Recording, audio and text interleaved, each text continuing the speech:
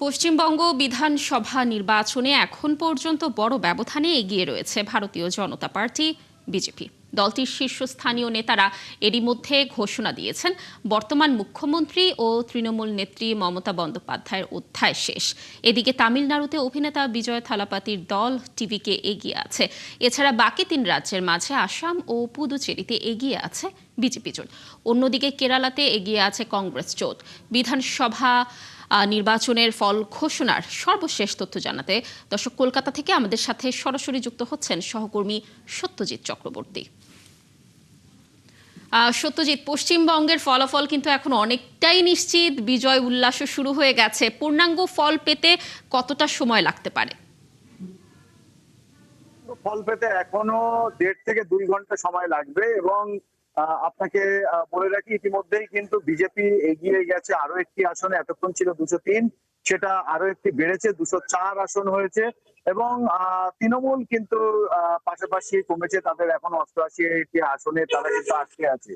তো স্বভাবতই বিজেপি কিন্তু সরকার গড়তে চলেছে, কারণ প্রায় গণনার শেষের দিকে।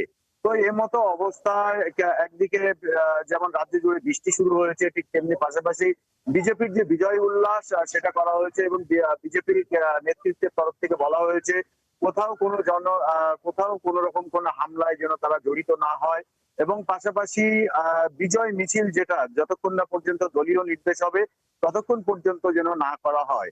অন্যদিকে প্রশাসনিক প্রধান পশ্চিমবঙ্গের যে ভবন নবান্ন, সেই নবান্ন কিন্তু সেখানে কেন্দ্রীয় বাহিনী তারা নিজেদের দখলে নিয়ে নিয়েছে নিয়ম অনুযায়ী এবং বেশ কিছু জায়গায় আর কি, যেহেতু মমতা বন্দ্যোপাধ্যায় তার মন্ত্রীরা অধিকাংশই পরাজিত হয়েছে, তো স্বাভাবিকভাবে তারাও কিন্তু তাদের সিকিউরিটি ছেড়ে দিয়েছে নিয়ম বিধি মেনে। তো এই মতো অবস্থায় আগামী 6 মাস কিন্তু পশ্চিমবঙ্গে যাতে কোনো বড় ধরনের অশান্তি না হয় সে কারণে কেন্দ্রীয় বাহিনী মোতায়েন থাকবে। আর এখন দেখার যে বিজেপি নেতৃত্ব, তৃণমূল নেতৃত্ব শেষ পর্যন্ত তারা কি বলে। এখনো পর্যন্ত মমতা বন্দ্যোপাধ্যায় নিজে বলেছিলেন সূর্যাস্ত পর্যন্ত কিন্তু সূর্যাস্তের সময় পর্যন্ত আর কি যারা এজেন্ট আছে তারা গণনা কেন্দ্রে থাকবে, অন্যান্য যারা কর্মী আছে তারা বুথ যে ক্যাম্প সেখানে থাকবে। কিন্তু দেখা গেল দুপুর গড়াতেই কিন্তু কেউ কোথাও নেই, কারোর কোনো টিকটি খুঁজে পাওয়া যায়নি। উল্টো দিকে বিজেপি তারা কিন্তু জয় উল্লাসে নামে। আর মমতা বন্দ্যোপাধ্যায় এখনো পর্যন্ত দুপুরে একটি সমাজ মাধ্যমে ভিডিও পোস্ট করেছিলেন, তারপর থেকে এখনো কিন্তু জনসমক্ষে আসেননি। এখন সেই অপেক্ষায় আছে মমতা বন্দ্যোপাধ্যায় শেষ পর্যন্ত কি বলেন এবং শেষ বার্তায় তিনি নির্বাচন কমিশন এবং বিজেপিকেই কিন্তু এই পরাজয়ের কারণ হিসেবে তুলে ধরেছেন।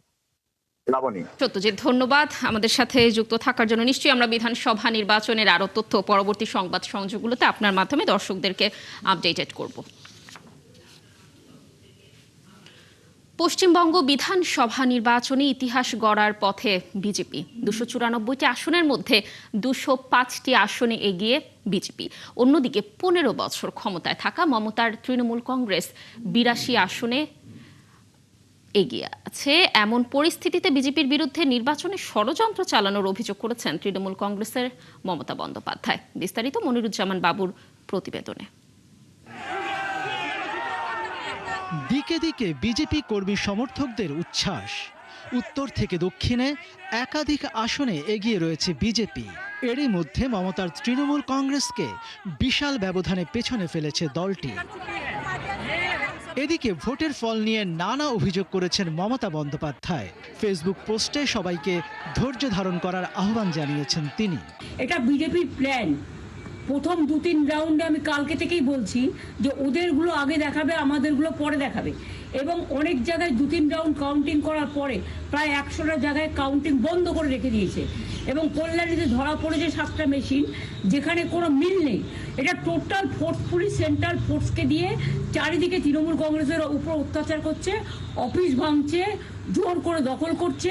অন্যদিকে বিজেপির বড় জয়ের খবর আসতেই নানা প্রান্তে তৃণমূল কংগ্রেসের কার্যালয়ে হামলার অভিযোগ উঠেছে বিজেপি কর্মী সমর্থকদের বিরুদ্ধে। এমন পরিস্থিতিতে পশ্চিমবঙ্গের সচিবালয় এবং বিভিন্ন সরকারি দফতরে এরই মধ্যে কেন্দ্রীয় বাহিনী মোতায়েন করা হয়েছে।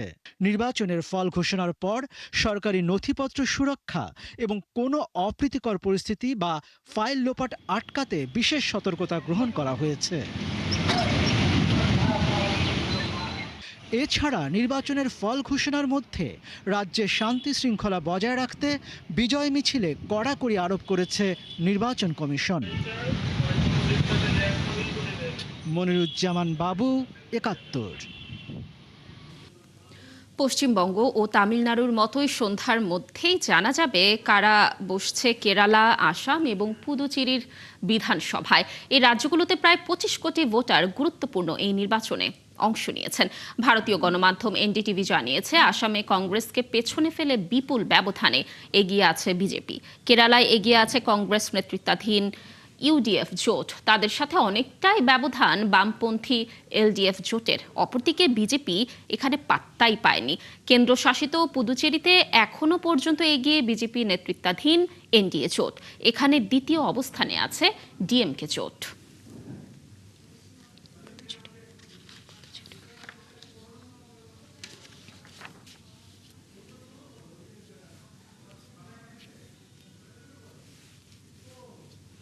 দক্ষিণ ভারতের তামিলনাড়ুতে চলছে শেষ মুহূর্তের ভোট গণনা। এরই মধ্যে অভিনেতা বিজয় থালাপাতির দল টিভিকে এগিয়ে রয়েছে। শেষ খবর পাওয়া পর্যন্ত ২৩৪টি আসনের মধ্যে ১০৯টি আসনে এগিয়ে টিভিকে বলে জানিয়েছে ভারতীয় সংবাদ মাধ্যম এনডিটিভি। সরকার গঠনে দরকার হবে ১১৮টি আসন। সেক্ষেত্রে বিজয়ের দল টিভিকে অনেকটাই জয়ের পথে। দর্শক, আরও জানাচ্ছেন আরাফাত ইসলাম। ভারতের তামিলনাড়ু বিধানসভা নির্বাচনে সংখ্যাগরিষ্ঠতার পথে দক্ষিণী সিনেমার নায়ক বিজয় থালাপাতি। সফল ক্যারিয়ারের মতোই রাজনৈতিক পদযাত্রাতেও সফলতার দ্বার প্রান্তে বিজয়। এবারের বিধানসভা নির্বাচনে তামিলনাড়ুতে লড়াই হয়েছে ত্রিমুখী। বিজয় থালাপাতির নতুন দল টিভিকে বর্তমান মুখ্যমন্ত্রী এম.কে. স্টালিনের ডিএমকে কংগ্রেস জোট, আরও আছেন পালানিস্বামীর এআইএ ডিএমকে জোট। ক্ষমতা ধরে রাখার মিশনে ডিএমকে কংগ্রেস জোট এগিয়ে বিরোধী শিবির এআইএ ডিএমকে জোটের থেকেও। তবে সব ছাপিয়ে শক্ত অবস্থানে টিভিকে। অভিনেতা বিজয়ের দল টিভিকের উত্থান সবার নজর কেড়েছে। প্রাথমিক ফলাফলের ধারা অনুসারে সংখ্যাগরিষ্ঠতার পথেই টিভিকে। তবে ফলাফলে বড় বদল না এলে জোট গড়তে হবে না বিজয়কে। যদিও নির্বাচন পরবর্তী জোট নিয়ে গুঞ্জন শুরু হলেও বিরোধী দল এআইএ ডিএমকে এবং টিভিকের মধ্যে জোট গঠন সহজ হবে না বলেই মনে করা হচ্ছে। আরাফাত ইসলাম, ৭১। অভিনয় জগৎ ছেড়ে রাজনীতির ময়দানে নেমেই চমক দেখালেন দক্ষিণে সুপারস্টার থালাপতি বিজয়। যদিও তামিলনাড়ুর রাজনীতি দীর্ঘকাল ধরে ডিএমকে এবং এআইএডিএমকে এই দু দলের দখলে ছিল, তবে বিজয়ের অংশগ্রহণ সেই পুরনো সমীকরণ বদলে দিয়েছে।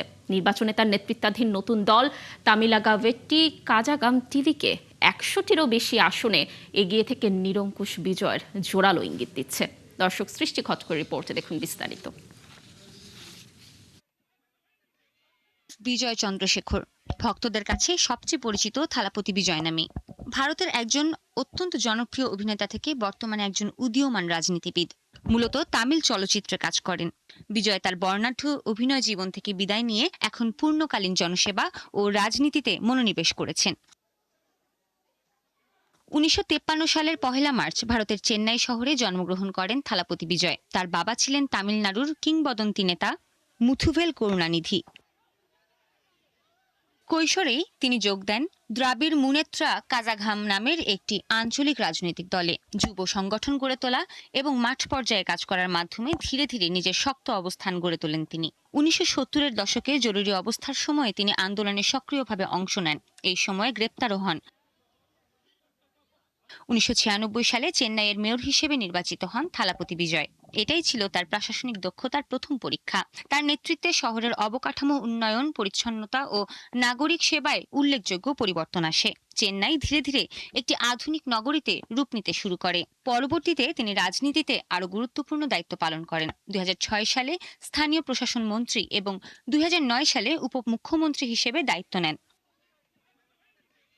2018 সালে তার বাবা মুথুভেল করুণানিধির মৃত্যুর পর তিনি দায়িত্ব নেন দ্রাবিড় মুনেত্রা কাজাঘামের সভাপতি হিসেবে। দলের নেতৃত্ব গ্রহণ করে তিনি সংগঠনকে নতুনভাবে শক্তিশালী করে তোলেন এবং নতুন প্রজন্মকে রাজনীতিতে যুক্ত করেন।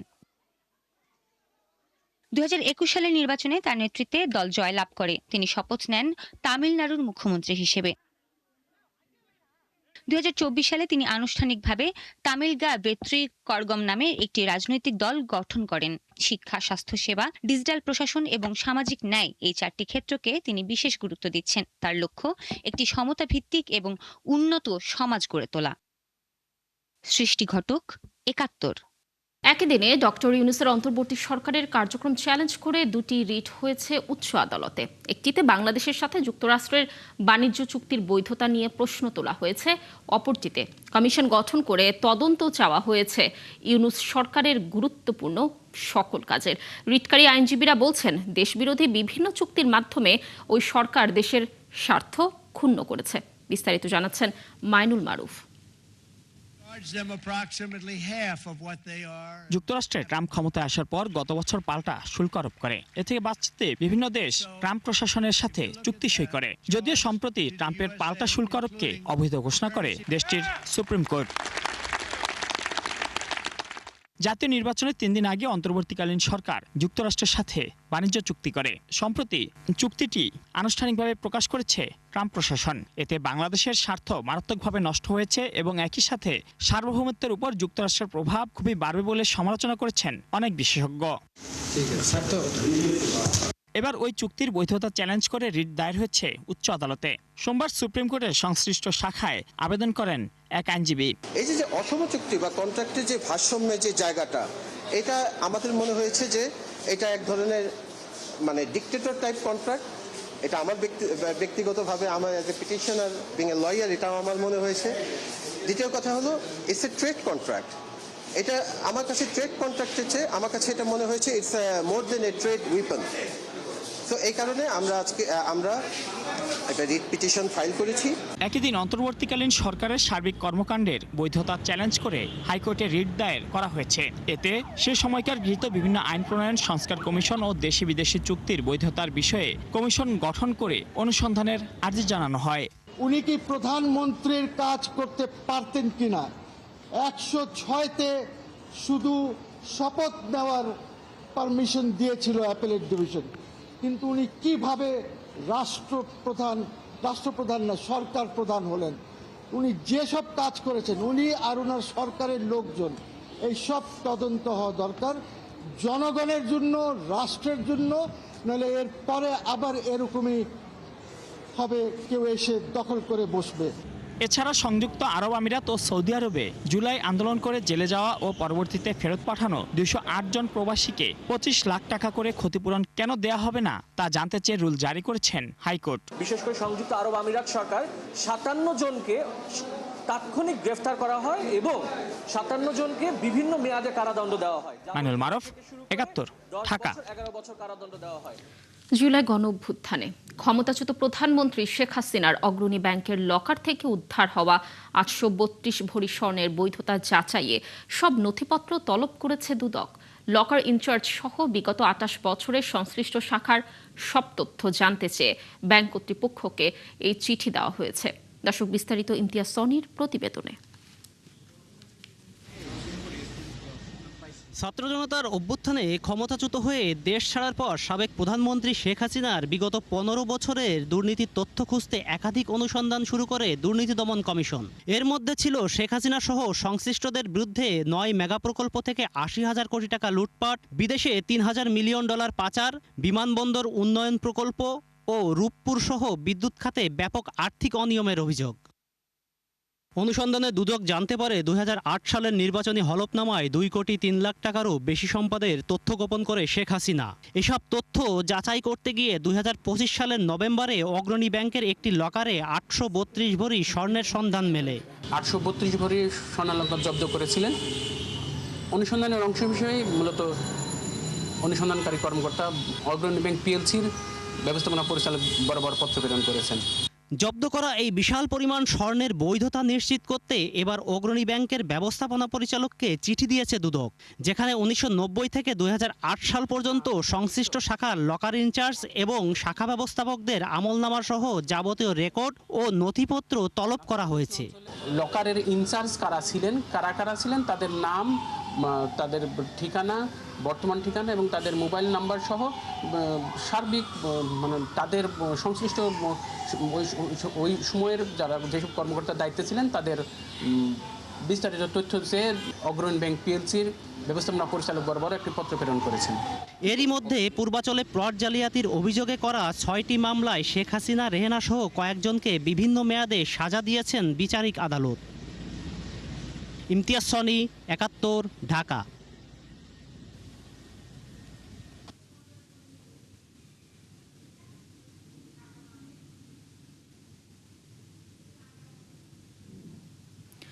অন্তর্বর্তী সরকারের আমলে আটক সাংবাদিকদের দেশের প্রচলিত আইনেই বিচার হবে।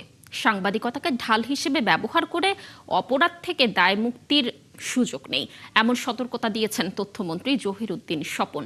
সোমবার জাহাঙ্গীরনগর বিশ্ববিদ্যালয়ের এক অনুষ্ঠানে তিনি আরও বলেন, ফ্যাসিস্ট আমলের শিক্ষা নিয়েই দেশ পরিচালনা করছে বর্তমান সরকার। শাহরিয়ার ইমতিয়াজের প্রতিবেদন। সাভারে জাহাঙ্গীরনগর বিশ্ববিদ্যালয়ের সাংবাদিক সমিতির উদ্যোগে আয়োজন করা হয় এই অনুষ্ঠানের।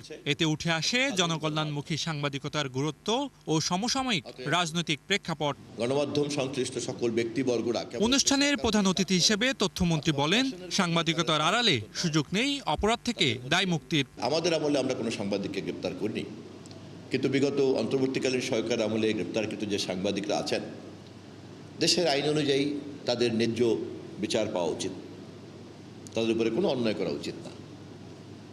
আবার সাংবাদিকতার পরিচয় কোনোভাবেই তাদের কোনো অন্যায় থেকে তাদেরকে রেহাই দেওয়া উচিত না। কেউ যেমন আইনের বাইরে কোনো ধরনের কোনো সাজা বা শাস্তি বা নির্যাতন ভোগ করা উচিত না, তেমনি কোনো অপরাধ শুধুমাত্র সাংবাদিকতার পরিচয় অথবা মোল্লা পুরোহিতের পরিচয় এটা কিন্তু বাদ যেতে পারে না। এ সময় তিনি বলেন, বিগত ফ্যাসিস্ট শাসকের মূল্যবোধের অবক্ষয়ের ফল ভোগ করেছে জনগণ। বর্তমান সরকার অতীতের শিক্ষা নিয়েই দেশ পরিচালনা করছে। ফ্যাসিবাদের বিরোধিতাও যেমন সাংবাদিকতা, ফ্যাসিবাদের পক্ষেও বয়ান তৈরি করার কিন্তু সাংবাদিকতা ছিল। যদি এই মূল্যবোধের ঘাটতির ভয়াবহতাকে না বোঝেন, তাহলে তার পরিণতি কি হতে পারে সেই সকল দৃষ্টান্ত কিন্তু আমাদের সামনেই আছে। জনগণের কাছে যত বেশি দায়বদ্ধ থাকা যায়, জবাবদিহির মধ্যে থাকা যায়, ততই একটি গণতান্ত্রিক সরকারের পথ চলা অনেক বেশি সঠিক হয়। এর আগে বিশ্ববিদ্যালয়ের চলচ্চিত্র উৎসবে যোগ দিয়ে তথ্যমন্ত্রী দেশ গঠনে সবাইকে স্বাধীন মনোজগৎ গড়ে তোলার আহ্বান জানান। সত্যজিৎ রায় আজকের দিনে জন্ম নিলে যে মানবিকতার কথা বললেন, সেই মানবতাই হোক আমাদের লক্ষ্য। শাহরিয়ার ইমতিয়াজ, ৭১, ঢাকা। আগের পোশাকেই ফিরছে পুলিশ। বাহিনীর আবেদনের প্রেক্ষিতে আগের নীল ও অলিভ গ্রিন শার্ট বহাল রেখে সবার জন্য নির্ধারণ করা হয়েছে খাকি প্যান্ট। সোমবার সচিবালয়ে সংবাদ সম্মেলনে এসব তথ্য জানান স্বরাষ্ট্রমন্ত্রী। এ সময় তিনি সতর্ক করেন, জামিনে থাকা সন্ত্রাসীরা বিশৃঙ্খলা করলে আইন অনুযায়ী ব্যবস্থা নেবে সরকার। শারমিন নীরা রিপোর্ট। জুলাই অভ্যুত্থানের পর পুলিশ বাহিনীর সংস্কারের অংশ হিসেবে পোশাক পরিবর্তন করা হয়। তা নিয়ে সাধারণ মানুষ সহ খোদ বাহিনীর ভিতরে দেখা দেয় মিশ্র প্রতিক্রিয়া। বিএনপি সরকার দায়িত্ব নেওয়ার পর এটি পুনর্বিবেচনার অনুরোধ জানায় পুলিশ।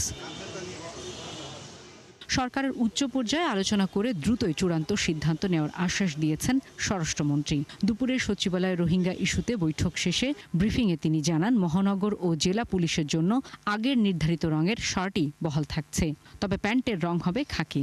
আগে যেটা ছিল মেট্রোর জন্য এবং সারা দেশের জন্য, সেটা আমরা বহাল রেখেছি। তবে প্যান্ট পাজামা সেটা আমরা খাকি ড্রেস দিয়েছি। পরিধান করতে আর কিছুদিন সময় লাগবে, কারণ এটা প্রস্তুতির বিষয় আছে, কাপড় প্রোডাকশনের বিষয় আছে, জামার বিষয় আছে। এটা এখনও আমরা অফিসিয়ালি ঘোষণা করিনি, তবে আমরা সিদ্ধান্ত দিয়েছি, আজকে ঘোষণা দিলাম। নির্বাচিত সরকার দায়িত্ব নেওয়ায় দেশে আইন শৃঙ্খলা পরিস্থিতির উন্নতি হয়েছে বলেও তার দাবি। ব্যবস্থাপনার চেষ্টা করছি, এক্ষেত্রে পুলিশও ব্যতিক্রম নয়। আমরা আশা করি আপনাদের সহযোগিতায় এবং দেশবাসীর সকলের সহযোগিতায় আমরা একটা সার্টেন লেভেলে নিয়ে যেতে পারবো যাতে জনমনে স্বস্তি থাকে। মাদক, অস্ত্র, চাঁদাবাজির বিষয়ে জোরালো অভিযান চলছে জানিয়ে তিনি বলেন, মূল হোতাদের ধরাই তাদের লক্ষ্য। জামিনে থাকা অপরাধীরা বিশৃঙ্খলা করলে ব্যবস্থা নেওয়া হবে বলেও সতর্ক করেন স্বরাষ্ট্রমন্ত্রী। কিভাবে বেরিয়েছে, আদালত কেন জামিন দিয়ে, সেটা আদালতেরই বিবেচ্য বিষয়, আমাদের কোনো বিবেচ্য বিষয় না। স্বভাবগত অপরাধী বলে অনেকেই চিহ্নিত, তারা সমাজে বিশৃঙ্খলা সৃষ্টি করবে, অপরাধ সংগঠন করবে, এটা একটা মানে স্বাভাবিকভাবে আমরা ধারণা করতে পারি। কিন্তু পুলিশ কোনো অ্যাকশন নিতে গেলে সেই ক্ষেত্রে আমাদেরকে আইনানুগভাবে যেতে হয়। বলেন, দেশের ইতিহাসে ত্রয়োদশ সংসদের প্রথম অধিবেশন সফল ছিল। দেশের মধ্যে সবচেয়ে সফল অধিবেশন ছিল এই অধিবেশন। শারমিন মীরা, ৭১, ঢাকা। বাজার নিয়ন্ত্রণে জেলা প্রশাসকদের সহায়তা চেয়েছেন বাণিজ্যমন্ত্রী। আর দেশের পর্যটন খাত আরও আকর্ষণীয় করে তোলার উদ্যোগ নিতে ডিসিদের নির্দেশনা দিয়েছেন বিমান ও পর্যটন মন্ত্রী।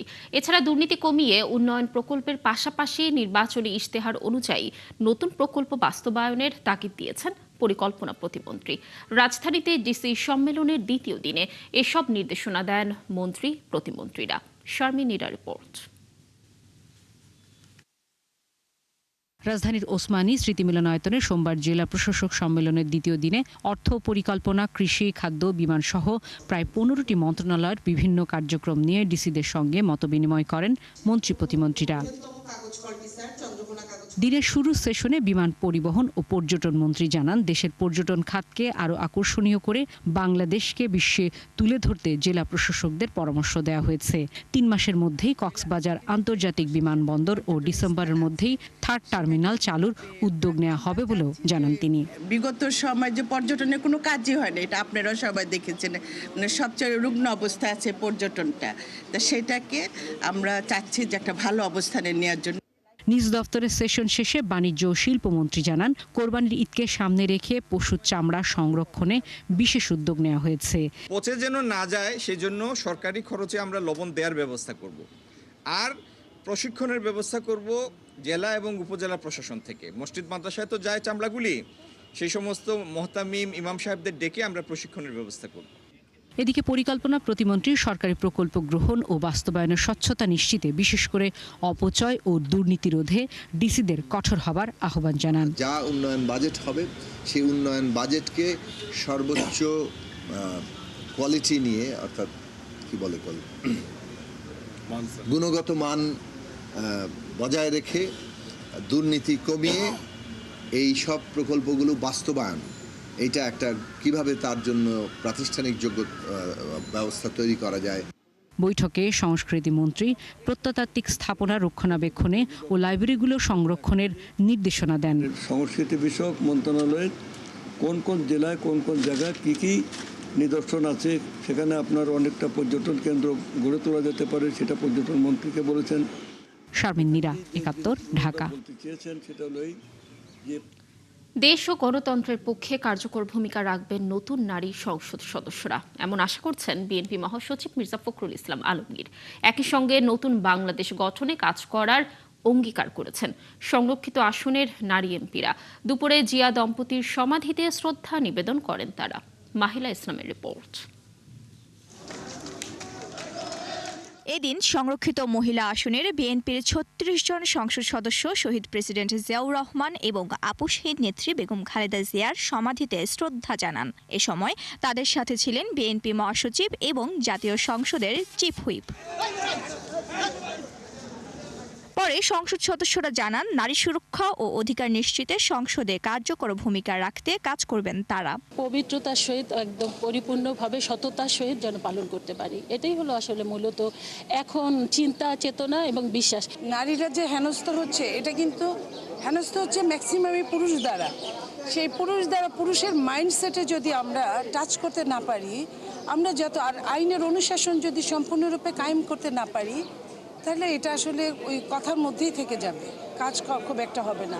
নারীর যে অধিকার, নারীর যে অর্থনৈতিক, সামাজিক এবং তার যে অধিকার রয়েছে, যে গণতান্ত্রিক অধিকার রয়েছে, সে অধিকার আমাদের প্রতিষ্ঠা করাই হলো আমার মেন উদ্দেশ্য। এই সময় বিএনপি মহাসচিব মির্জা ফখরুল ইসলাম প্রত্যাশা করেন, দেশ ও গণতন্ত্রের স্বার্থে নারী সংসদ সদস্যরা গুরুত্বপূর্ণ ভূমিকা রাখবেন। জাতীয় সংসদকে কার্যকরী করার ক্ষেত্রে এবং জাতীয় সংসদ থেকে সত্যিকার অর্থেই সকল কর্মকাণ্ডের কেন্দ্রবিন্দু করতে তারা তাদের ভূমিকা রাখবেন।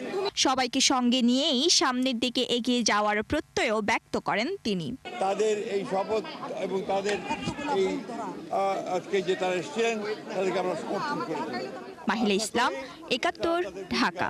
প্রধানমন্ত্রীর খাদ্য সহায়তা পাওয়া নিয়ে আশঙ্কা করছেন হাওড়ে ক্ষতিগ্রস্ত প্রকৃত কৃষকরা। এ বিষয়ে স্পষ্ট কোনো তথ্য পাননি তারা। অভিযোগ, রাজনৈতিক প্রভাবে বঞ্চিত করা হয় তাদের। যদিও স্থানীয় প্রশাসন বলছে ঘরে ঘরে গিয়ে ক্ষতিগ্রস্তদের তালিকা করছেন তারা। মোহন ইসলামের প্রতিবেদন। সাজারুল ইসলাম ডুবে যাওয়া নিজের জমি চিহ্নিত করছেন। কয়েক শতক তলিয়ে গেছে পানিতে। এই যে দেখছো, এই যে গাছগুলা, এগুলো হইলো সব ধান। নেত্রকোনার খালিয়াজুরির এই হাওরের আকস্মিক পানি ধানের সাথে শেষ করেছে তার স্বপ্ন। আর কৃষক যে একটা বেচে একজনকে দিব এই ক্ষমতা নাই। প্রতি বছর নিজেদের প্রয়োজনীয় ধান রেখে বাকিটা বিক্রি করে চালাতো সংসার।